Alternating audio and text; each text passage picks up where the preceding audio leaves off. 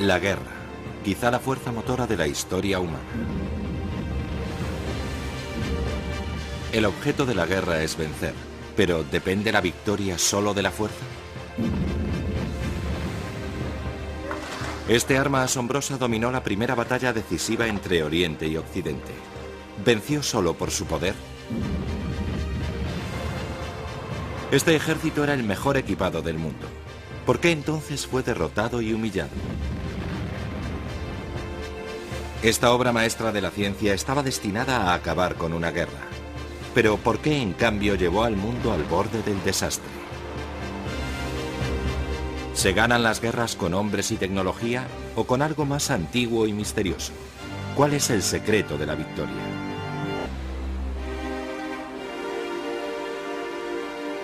Una de las imágenes más perdurables de la guerra, la bandera americana izada en la isla de Iwo Jima en febrero de 1945. Fue un momento decisivo de la Segunda Guerra Mundial en el Pacífico. Una batalla entre marinos americanos en masa por un lado y japoneses atrincherados por otro, peleando por un objetivo estratégico. Un precio en vidas altísimo, cerca de 7.000 americanos, 21.000 japoneses. La matanza de Iwo Jima plantea una pregunta básica sobre la guerra. ¿Son inevitables tantas muertes? ¿La victoria solo depende de luchar hasta el último hombre?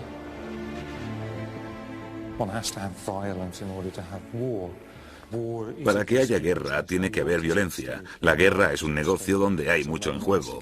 Entre otras cosas, la vida humana. Así que hay que hacerlo bien. Los políticos y militares tienen que pensar muy bien lo que intentan conseguir. Pero en la confusión de la guerra, ¿se puede pensar con claridad? ¿O existe una sabiduría misteriosa, unas reglas de la guerra que determinan quién gana y quién pierde?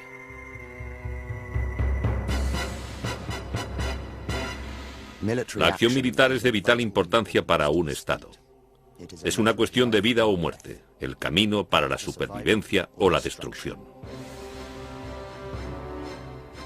El primer principio de la guerra, el de ser piedra angular de la supervivencia nacional, también es el más antiguo. La guerra fue tan vital para los antiguos griegos que las batallas militares se celebraban con poemas y se representaban en los teatros.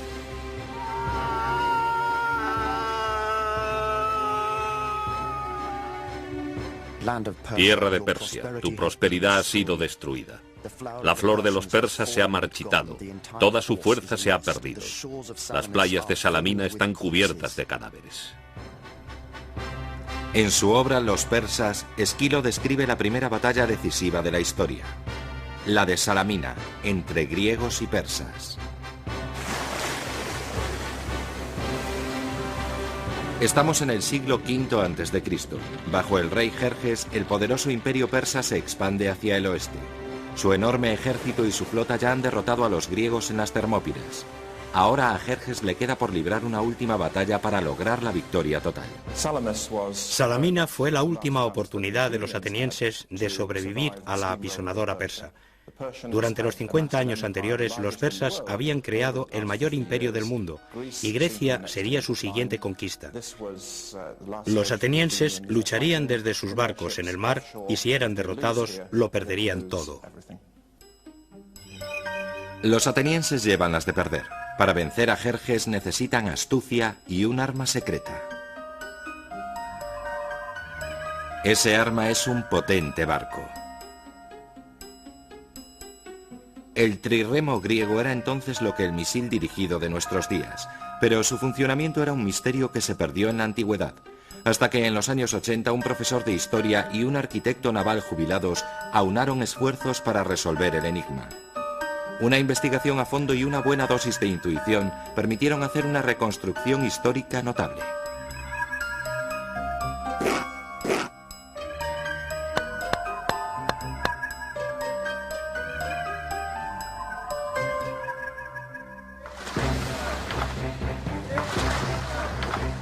Esto, nunca visto en 2000 años, es el arma secreta de los griegos. Una potencia de 170 remos, un ariete marítimo. El trirremo era un arma increíblemente compleja, sofisticada y cara para su época. Dedicaron muchísima inventiva y recursos a producirla, sacándole las máximas prestaciones. Podríamos compararlo con los cazas de la Segunda Guerra Mundial. El rendimiento, la maniobrabilidad, la velocidad, lo son todo. Cuando en el 480 a.C. los persas avanzaban, los griegos tenían 300 trirremos preparados. Pero la flota persa era el doble de grande. Para derrotarla, los griegos necesitaban no solo arietes, sino también genio táctico. Una operación militar requiere engaño. Si eres bueno, finge no serlo. Si eres eficaz, aparenta ineficacia. Y el almirante griego Temístocles era un maestro del engaño. La flota persa estaba cerca de Atenas. Los griegos se habían replegado por los angostos estrechos hasta la isla de Salamina. Entonces Temístocles puso en marcha su plan. Temístocles quiere engañar a los persas para que ataquen a los griegos en aquellas aguas y no en mar abierto, donde estaban mejor equipados para vencer. Lo que hace es enviar un mensajero, un esclavo suyo, a decir a los persas que los griegos están a punto de huir. Entonces, engaño número 2. Los persas divisan 50 barcos griegos en retirada y les dan caza. Se trata de la versión antigua de una treta clásica. Utiliza un señuelo para atraer a tu enemigo. Haz que se acerque, confúndelo y aplástalo. Los persas cayeron en la trampa y rodearon lo que tomaron por una flota griega en retirada, que se dispersaba intentando escapar y que podría ser fácilmente derrotada. Pero se sorprendieron al ver que la flota griega estaba bien tripulada, se formaba para la batalla y les atacaba. La obra de Esquilo es más gráfica. Un barco los alcanzó con su pico de bronce y la nave griega empezó a embestir. Al principio los persas intentaron resistir, pero cuando todos sus barcos se agolparon en el estrecho, chocaron entre sí enredando sus remos. El mar estaba lleno de barcos hundidos y hombres muertos. Aunque la victoria de Salamina figura en los libros de texto, la verdad absoluta no se conoce, pues la historia la escriben los vencedores. Quizá la obra de Esquilo sea pura propaganda y exagere el genio griego y la credulidad persa. Pero una cosa es segura, la de Salamina fue la primera batalla decisiva de la historia. Toda la tradición occidental se basa en los griegos. De haber perdido la batalla de Salamina, algo muy posible, los persas habrían conquistado Grecia, igual que hicieron con casi todo Oriente Medio durante el medio siglo anterior. ¿Qué habría sido entonces de nuestra civilización? Tal vez ahora hablaríamos y estudiaríamos persa y no tendríamos nada parecido a las ideas desarrolladas por el mundo griego. Salamina fue una batalla real. Sus tácticas se siguen enseñando en las academias militares como parte de la antigua ciencia de la guerra. Pero para revelar los secretos de la victoria, ¿tienen que ser reales las batallas? En la costa de Turquía, unas ruinas batidas por el viento. Quizá el yacimiento arqueológico más controvertido y misterioso del planeta. ¿Es este el escenario de la mayor leyenda guerrera? ¿Presenció el nacimiento de un gran secreto militar? En el siglo VII a.C., el poeta Homero narró una epopeya de cómo Helena, reina de Esparta en Grecia, fue raptada por Paris, príncipe de Troya, y de cómo los griegos, conducidos por Agamenón, rey de Micenas, se dirigieron a Troya a rescatarla, y de cómo la guerra duró 10 años hasta que los griegos protagonizaron una de las mayores trampas de la historia militar. Se trata de la leyenda de la guerra de Troya, como la cuenta la Ilíada, de Homero. Los antiguos griegos trataron a Homero como a un maestro de la guerra, pero a un nivel muy abstracto, pues en la práctica hay suficientes diferencias entre lo que ocurre en el campo de batalla de Homero y lo que debió ocurrir en una batalla griega, como para dejar claro que quizá las lecciones prácticas fueran más limitadas. Desde luego hay mucho que admirar en esa historia, y suficientes pasajes que subrayar y emplear como ilustración de lo que uno puede o tal vez debería hacer en una batalla, como para considerar a Homero una fuente útil. ¿Fue real la guerra de Troya?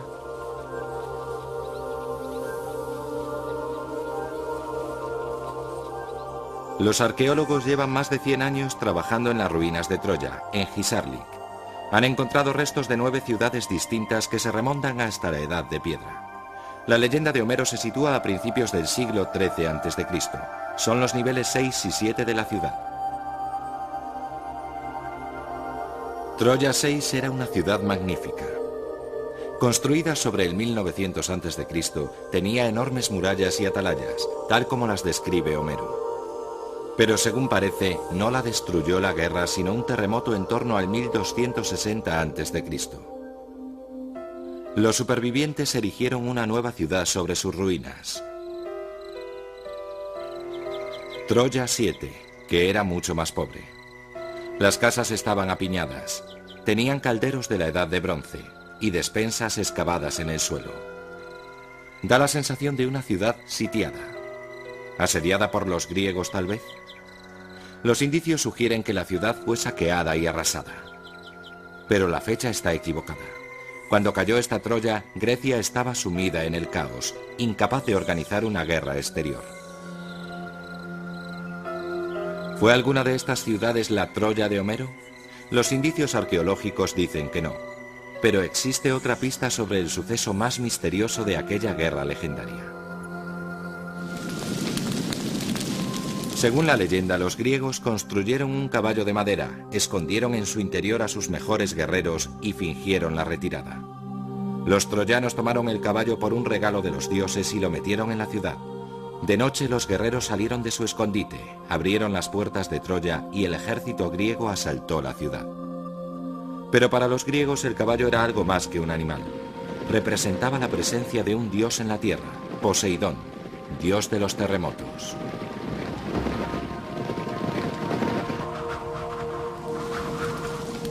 ¿Era el caballo de Troya el símbolo poético de que Poseidón sacudió Troya con un terremoto, dejando pasar a los griegos por sus potentes murallas? ¿Pudo ser la magnífica Troya 6 escenario de la guerra de Troya de Homero? Solo es una teoría, pero el caballo de Troya sigue siendo un secreto militar.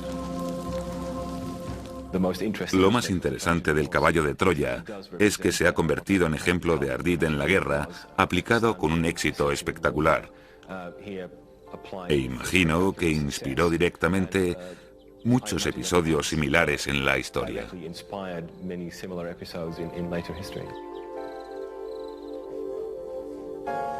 A estos niños les enseñan una leyenda militar del siglo XX.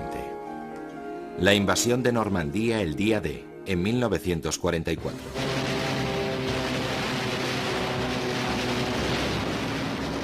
Los sucesos bordados en este enorme tapiz rinden tributo a la organización y planificación militares modernas. Y eso que, al igual que los griegos, los aliados basaron su éxito en un caballo de Troya. Norte de Francia. En el último año de la Segunda Guerra Mundial, este litoral era tan inexpugnable como los muros de Troya.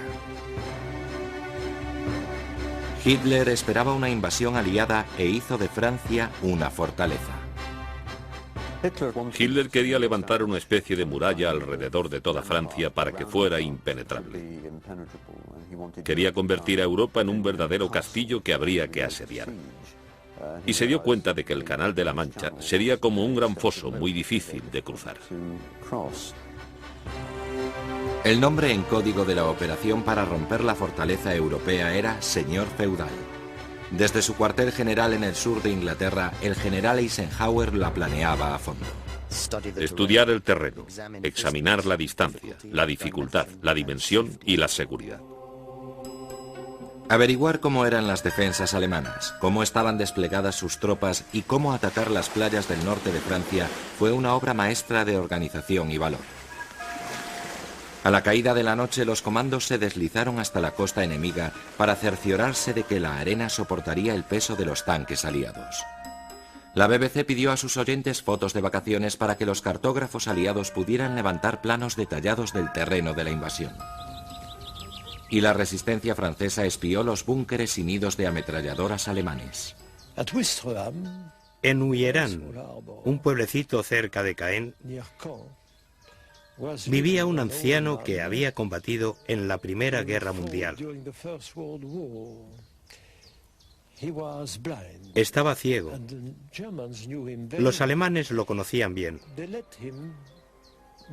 Le dejaban pasear por la playa como de costumbre. Llevaba bastón y le guiaba un niño pequeño de 7 u 8 años. El crío le describía todo lo que veía.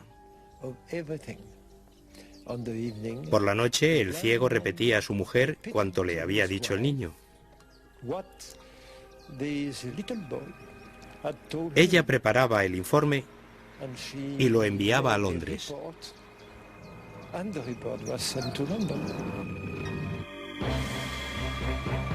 Espiar el campo de batalla solo era parte del plan. Para que los aliados consiguieran tomar las playas normandas, tenían que pillar desprevenidos a los alemanes. Planificación moderna combinada con un antiguo saber. Si piensas atacar cerca, finge que lo harás lejos. Si vas a atacar lejos, finge que lo harás cerca.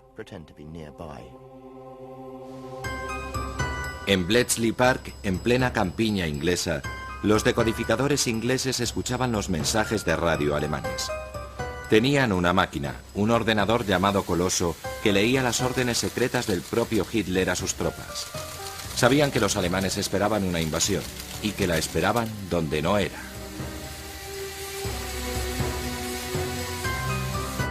El plan aliado consistía en transportar un gran número de soldados y material unos 150 kilómetros por el Canal de la Mancha hasta Normandía. Pero los alemanes creían que americanos, británicos y canadienses tomarían un camino más corto hasta Calais. El truco estaba en conseguir que los alemanes llegaran a la conclusión equivocada. El alto mando británico estaba convencido de que si los alemanes sabían de antemano dónde desembarcarían los aliados, la operación fracasaría. Así que urdió un complejísimo plan de desinformación.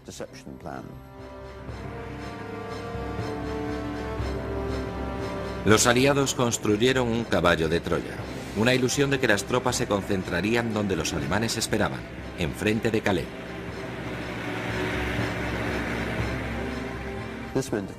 Esto supuso construir falsas instalaciones, claro. Un sinfín de tanques de contrachapado y de cartón. Falsos aeródromos protegidos con baterías antiaéreas auténticas como si fueran de verdad. El resultado fue que los aviones de reconocimiento alemanes que conseguían pasar sobrevolaban el ejército fantasma. Por supuesto, los aviones de reconocimiento que penetraron más al oeste, donde estaban concentradas las fuerzas aliadas de verdad, eran derribados.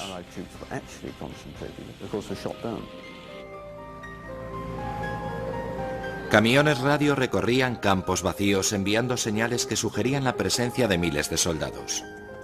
Sabían que los alemanes las interceptarían. Y para completar el cuadro, la Operación Doble Cruz. Desde el interior de la propia Inglaterra, los alemanes recibían mensajes de espías que habían infiltrado años antes, solo que ya no eran sus espías. Cada vez que se capturaba a un agente, era llevado a la prisión de Wandsworth, donde se le planteaba una lección muy básica. O le ejecutábamos o trabajaba para nosotros. Alguno de ellos optó por la ejecución, y así se hizo. Pero el resto se pasó con nosotros. Enviaban sus mensajes desde la celda, con un tipo que les apuntaba con una pistola metafórica y les mandaba decir esto o aquello. Y claro, enviaban desinformación. Y todos le decían a Adolfo Hitler lo que quería oír, que la invasión se haría por Calais. A medida que se acercaba el día D, miles de soldados aliados se concentraban secretamente en el sudoeste de Inglaterra, dispuestos a cruzar a Normandía, mientras la inteligencia alemana cartografiaba la posición de las unidades aliadas en la costa sudeste. También hubo que asegurarse de que los alemanes no observaran la actividad del sur de Inglaterra. Por ejemplo, insistieron en teñir de caqui todas las toallas del ejército británico, que eran blancas, porque eran visibles para un avión enemigo en misión de reconocimiento. Día D, 6 de junio de 1944. Los alemanes estaban mirando donde no era. En cosa de segundos se produjo una tremenda explosión. Creímos que caían sobre nosotros, pero esos grandes proyectiles caían en el interior, sobre los soldados alemanes.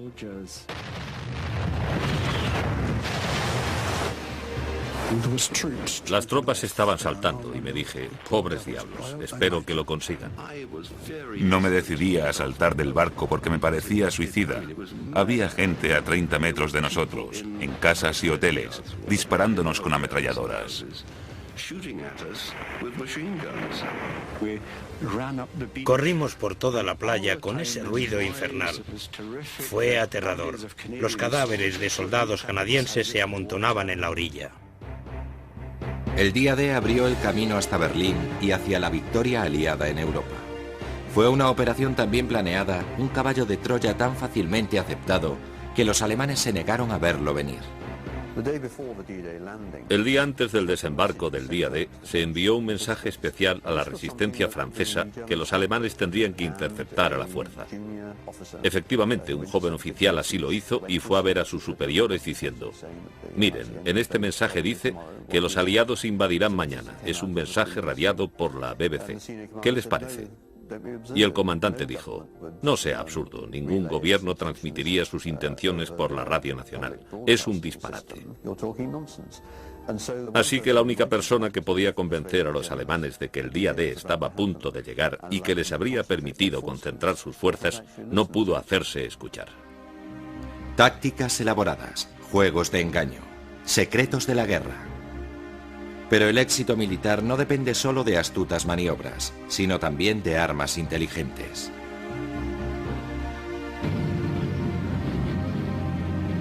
Armas secretas. A lo largo de la historia, los comandantes de éxito siempre han confiado en la tecnología militar. Aunque no basta con tener los artefactos necesarios, el secreto es saber qué hacer con ellos. Usa el fuego con mesura y continuo. Cuando alcance su máxima potencia, sácale provecho. La gente olvida que la tecnología no te da una ventaja automática. Tienes que ser consciente de las posibilidades que te ofrece.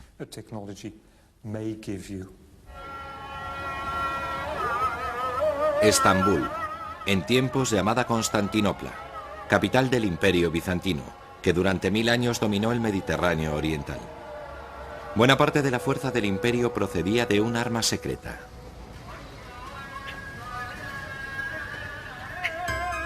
Estamos en el 672 después de Cristo. Los ejércitos árabes avanzan por Asia Menor y amenazan a Constantinopla. El Imperio Bizantino busca a su salvador. Se presenta en forma de refugiado judío, un erudito llamado Kallinikos.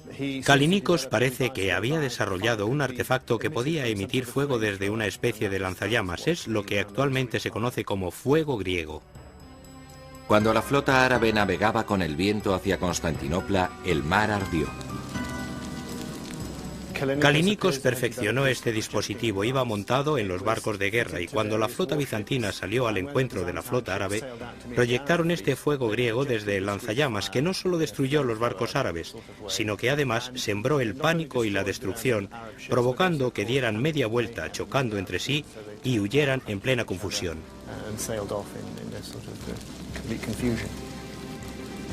¿Qué arma misteriosa pudo prender fuego al mar? Es un contenedor de bronce lleno de petróleo bruto. Se sella y se coloca sobre un brasero o un hogar de forma que el petróleo se caliente lo suficiente para elevar la presión dentro del contenedor. Después, a través de la válvula, se puede extraer el petróleo por el conducto y cuando entra en contacto con el oxígeno arde espontáneamente. Pero la tecnología sigue el ritmo de las ansias de conquista. Al cabo de 1000 años, Bizancio y el fuego griego encontraron la horma de su zapato, la pólvora.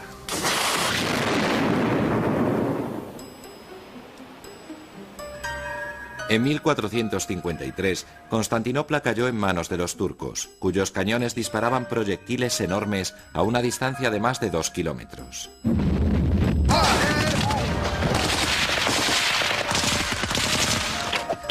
Mientras haya guerras, habrá carrera de armamento. Una y otra vez las armas secretas se han aliado al genio militar. En Agincourt, el arco largo dio a los británicos la victoria sobre los franceses. El tanque sustituyó a la caballería y proliferó en los campos de batalla en la Primera Guerra Mundial. Y las armas químicas y biológicas fueron las más temidas en la Guerra del Golfo. Pero algunas de las armas más sofisticadas solo son una nueva versión de antiguas ideas.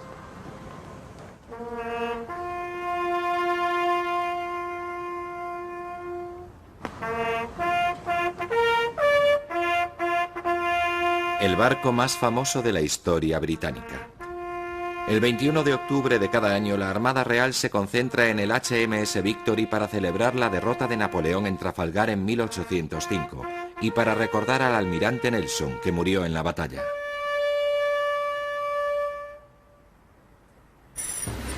Fue un héroe nacional y un maestro de la táctica.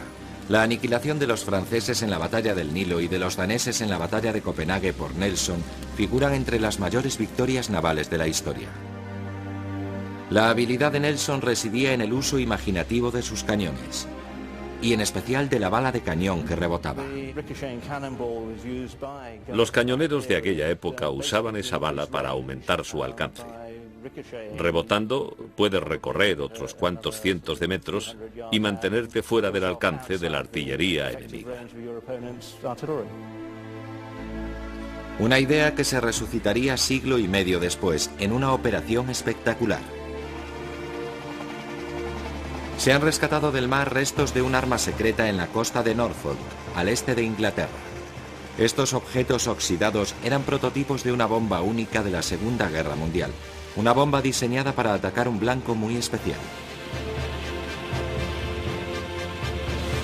La máquina de guerra de Adolfo Hitler dependía de la producción de armamento, principalmente en las acerías del Valle del Ruhr, en Alemania Occidental.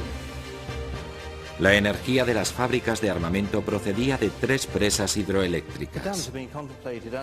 Las presas eran un blanco potencial desde 1937. Incluso antes de la guerra, las autoridades decidieron que había ciertos objetivos estratégicos en Alemania que podían ser atacados y que de hacerlo con éxito supondrían un gran golpe para la maquinaria de guerra enemiga. Pero habría sido imposible destruir las presas con los medios convencionales. Las bombas normales no eran lo bastante precisas o potentes como para acabar con miles de toneladas de hormigón. Los aliados necesitaban algo especial. Se lo proporcionó un genio británico de la aeronáutica, Barnes Neville Wallace. Comprobó que solo había una forma de aplicar la cantidad precisa de explosivo en el lugar exacto. Como ya hiciera Nelson, lo haría rebotar hasta el blanco. La bomba rebotadora lanzada a una altura y con una velocidad del aire específicas haría impacto en el agua y se desplazaría hacia la presa en rebotes menguantes. Cuando se hundiera, se quedaría pegada al muro de contención, girando todavía, hasta alcanzar la altura óptima para que las pistolas hidrostáticas explotaran y abrieran un boquete en pleno muro. La bomba la lanzaría el poderoso Lancaster, orgullo de la flota de bombarderos inglesa. Lo haría de noche, desde 20 metros de altura sobre el agua, en el momento exacto y a la distancia crítica. El 16 de mayo de 1943, al caer la noche, despegaron las 19 mejores tripulaciones del Escuadrón 617 en la misión de bombardeo más audaz de la Segunda Guerra Mundial.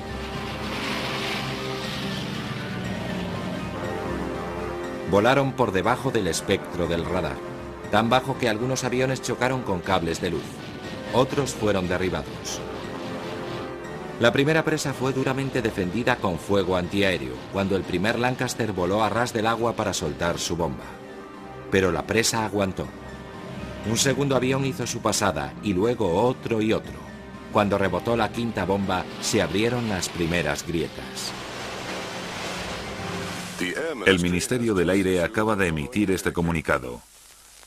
A primeras horas de la mañana, un cuerpo de Lancasters de la unidad de bombarderos atacó con minas las presas de los embalses de Mauna y Sorpe. Un reconocimiento ulterior comprobó que la presa de Morner presenta una grieta de 90 metros.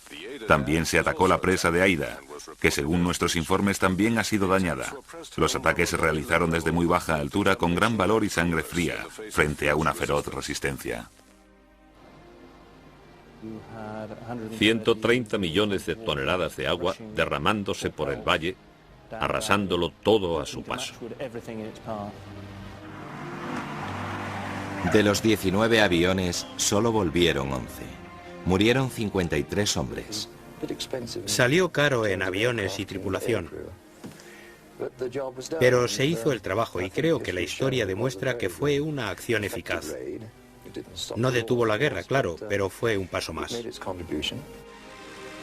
La voladura de las presas fue un triunfo de la ciencia militar moderna y de la audacia, pero tiene sus raíces en la antigua sabiduría militar. Cuando la velocidad del halcón es tal que puede golpear y matar, eso es precisión. Lo mismo ocurre con los buenos guerreros. Su fuerza es la de una catapulta, su precisión la de un gatillo. Pero, ¿qué pasa si en vez de tener en cuenta la antigua sabiduría, los mandos militares deciden ignorarla? Agosto de 1945. La bomba atómica explota sobre Hiroshima, el mayor cataclismo de la historia militar. La hemos empleado para abreviar la agonía de la guerra, para salvar las vidas de miles de jóvenes americanos.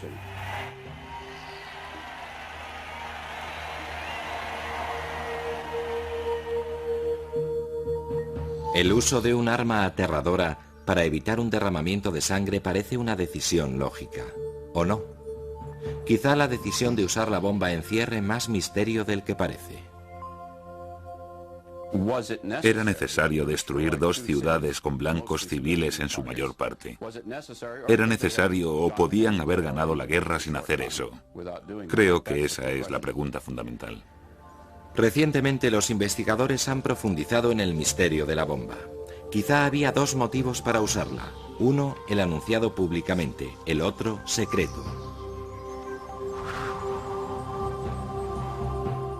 En Los Álamos, Nuevo México, algunas de las mentes más brillantes del planeta llevaban 2 años buscando la forma de convertir la teoría atómica en una realidad militar. Pero el tiempo se agotaba. Se intentó lanzar la bomba porque la guerra tocaba a su fin. Al general Grubbs, jefe del proyecto Manhattan, le preocupaba que acabara la guerra antes de que se pudieran fabricar y lanzar las bombas. Y estuvo a punto de ser así. En verano de 1945, la Segunda Guerra Mundial casi había terminado en el Pacífico, y los japoneses lo sabían. Las victorias americanas de Iwo Jima y Okinawa habían colocado a las fuerzas aliadas en posición de invadir el propio Japón. Los rusos también planeaban sumarse al asalto final. Los japoneses buscaban activamente la paz. En Washington había 2 opciones sobre la mesa para asegurar la rendición japonesa. Está claro que había un modo o varios de acabar con la guerra sin una invasión y sin la bomba atómica. Concretamente, dando garantías de que no se tocaría al emperador japonés, su dios emperador, y con la entrada de los rusos en liza. Eran medidas disponibles. La otra opción consistía en usar la bomba y luego, en caso necesario, decir a los japoneses que podían quedarse con su emperador. La opción de la bomba era la preferida, como dijo un historiador. ¿Por qué, habiendo una solución diplomática, los americanos optaron por la bomba?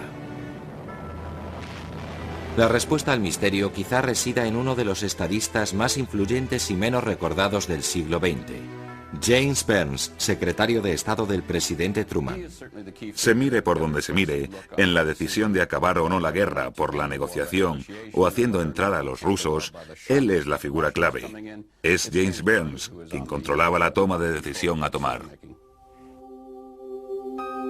A Burns no le preocupaban tanto los japoneses, que estaban derrotados, como la Unión Soviética. Stalin ya estaba cerrando su garra sobre Europa del Este. Ahora también amenazaba al Pacífico. Si América quería dominar el mundo de la posguerra, tenía que dar una lección a los rusos. Para él, la bomba era un instrumento de presión en su negociación con los rusos. Como una espada de Damocles sobre ellos, se supone que dijo Truman. Para mantenerlos a raya, diría otra persona. Él pensaba en Rusia y en el mundo de la posguerra y en su propio poder como secretario de Estado en un mundo destruido.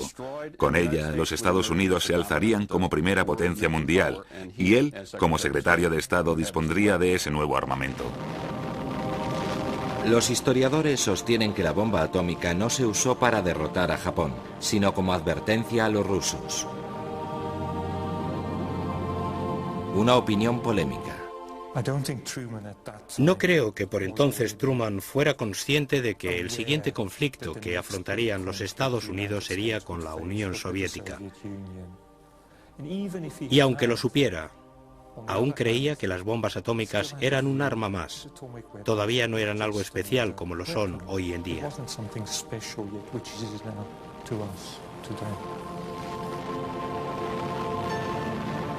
La historia indica que la bomba produjo poco efecto en la rendición japonesa. Pese a ella, los rusos entraron en guerra. Los japoneses consiguieron lo que siempre quisieron, la supervivencia de su emperador. Y en Washington el Estado Mayor admitió en privado lo que nunca podría admitir en público. Ninguno de ellos defendió jamás la necesidad militar de usar la bomba. Como repetía Truman durante la posguerra, esto no es un arma militar. Puede destruir a la gente, pero no puedes ganar guerras con ella. Pero sí puedes iniciar una guerra. Y es que la fabricación y el uso de la bomba atómica lanzó un reto a la Unión Soviética. Con ello se ignoró un principio básico del antiguo arte de la guerra. A un ejército acorralado hay que darle una salida. No presiones a un ejército desesperado. En vez de acabar una guerra, la bomba atómica empezó otra. La Guerra Fría que aterrorizó al mundo durante medio siglo.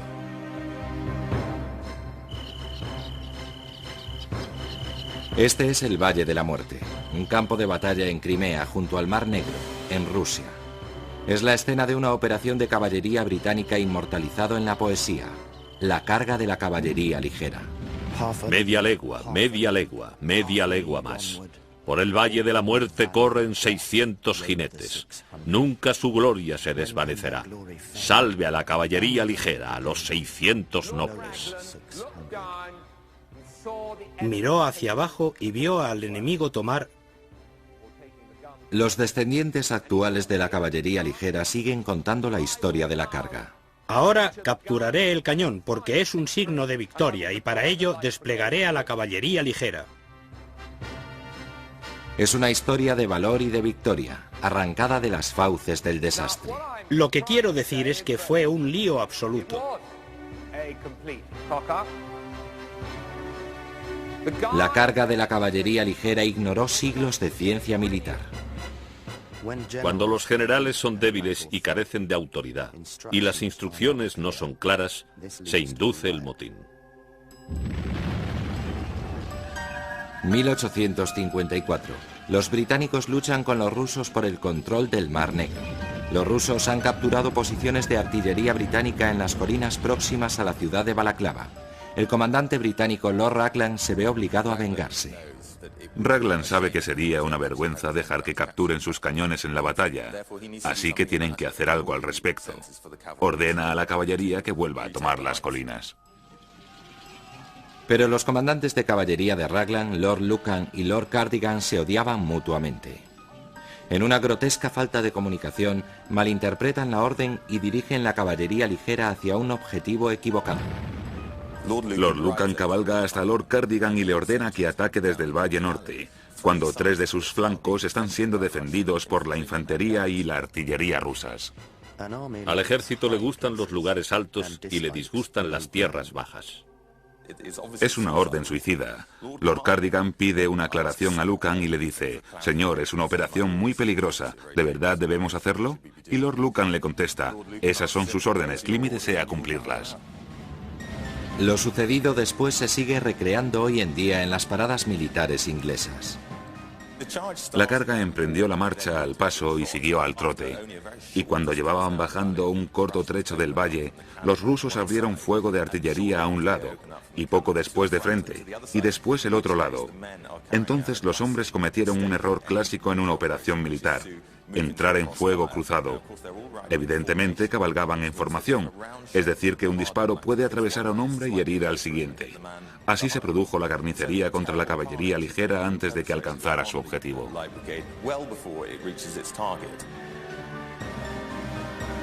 Fue casi un suicidio. Era improbable que la carga sirviera para nada. Lo raro es que la carga resultara una acción relativamente gloriosa. Parecía imposible que esos 673 hombres salieran con vida del valle, pero varios de ellos volvieron, y antes de volver, tomaron los cañones que eran su objetivo inicial, y no solo eso, sino que además consiguieron hacer retroceder por el valle a los 2000 hombres de la caballería rusa. Eso en sí es un logro increíble. Uno de los misterios de la guerra es que a veces la buena suerte puede superar la mala planificación o la mala ejecución. A veces, pero no a menudo. Vietnam. Los Estados Unidos combatieron durante 13 años en el sudeste asiático. Gastaron 200.000 millones de dólares y perdieron más de 50.000 vidas intentando conjurar la sombra del comunismo de Vietnam del Sur. Y fracasaron. Todos esos muertos, todo el dinero gastado, no sirvieron para nada. Fue un despilfarro. Menuda broma. ¿Por qué la primera potencia militar mundial sufrió tamaña humillación en Vietnam?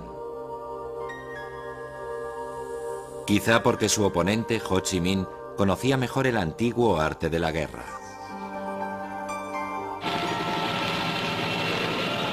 Los americanos que llegaron a Vietnam a principios de los 60 tenían todo de su parte. Estaban bien entrenados, bien pagados y bien armados.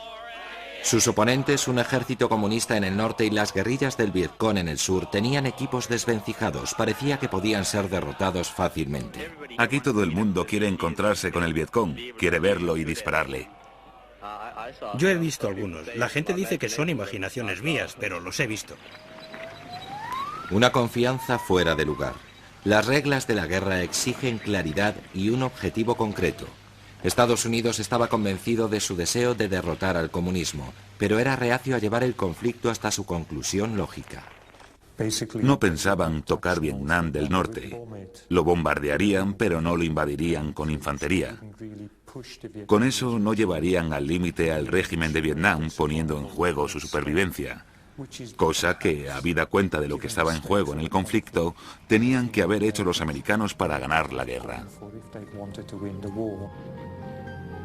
Sin una estrategia clara, la operación americana en Vietnam se alargaba más y más. Para una nación nunca es bueno que una operación militar se prolongue mucho tiempo. Vietnam se convirtió en una guerra interminable.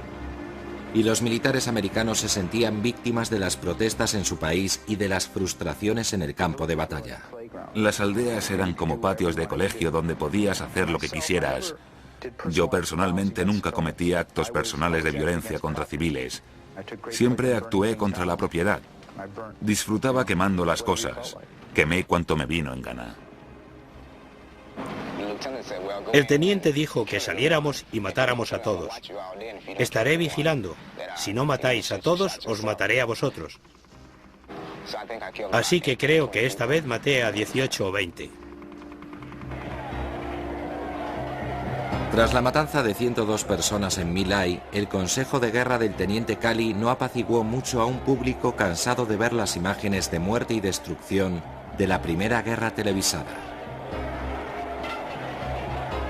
Washington tuvo que admitir que había violado una de las reglas más sagradas de la guerra. Induce al público a compartir el objetivo de los dirigentes políticos. Asegúrate de que comparten la muerte y comparten la vida sin temer al peligro.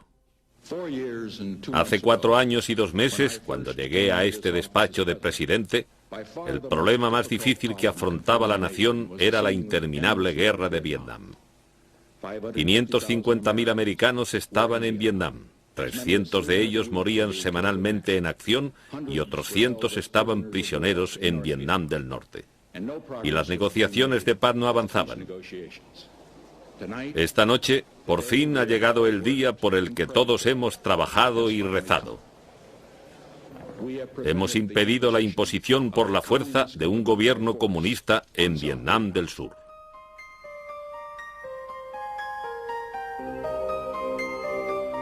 Unos Estados Unidos escarmentados firmaban un acuerdo de paz con los norvietnamitas en 1974, pero en ese, como en otros tantos aspectos de la guerra, Washington entendió mal a su enemigo. Desde luego, se subestimó la determinación de los norvietnamitas.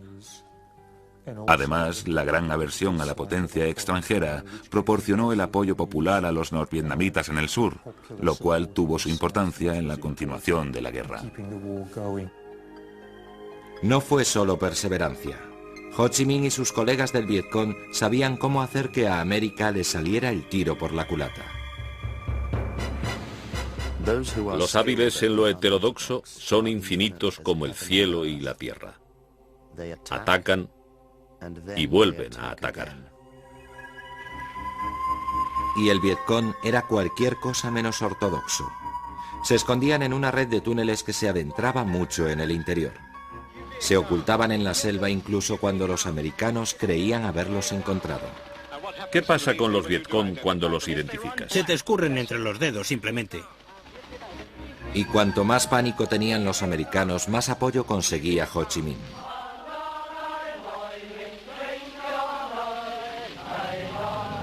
En 1974 el norte comunista marchó sobre Saigón, capital del sur. Fue el fin de una lucha por la unificación nacional iniciada en los años 50. Fue un tributo a la comprensión que Ho Chi Minh tenía de un hecho fundamental. La victoria no depende tanto de las fuerzas humanas y la tecnología como de la sabiduría. La buena aplicación de leyes secretas de la guerra que se remontan a hace miles de años.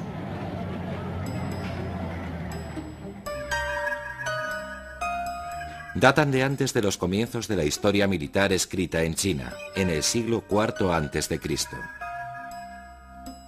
Esa sabiduría de los secretos de la victoria es el legado de un general chino llamado Sun Tzu.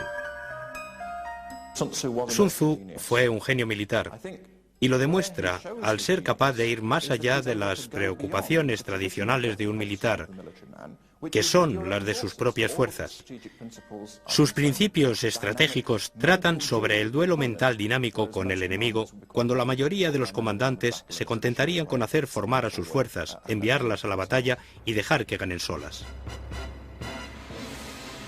Fue Sun Tzu quien reconoció la importancia de armas como la bomba rebotadora miles de años antes de que fuera técnicamente posible. Fue él quien preconizó el engaño sin haber oído hablar de un caballo de Troya. Y fue Sun Tzu quien guió a Ho Chi Minh en su poco ortodoxa victoria de Vietnam. Hay reglas de la estrategia temporales, pues se trata del conflicto entre individuos. Es una contienda dinámica, como un juego de ajedrez o de naipes, y esas luchas se rigen por principios duraderos. Sun Tzu los identifica. Al final, el secreto de la victoria no depende solo del poder. Depende de la mente humana, de viejas ideas que siempre funcionan. El secreto de la victoria es la imaginación táctica del hombre.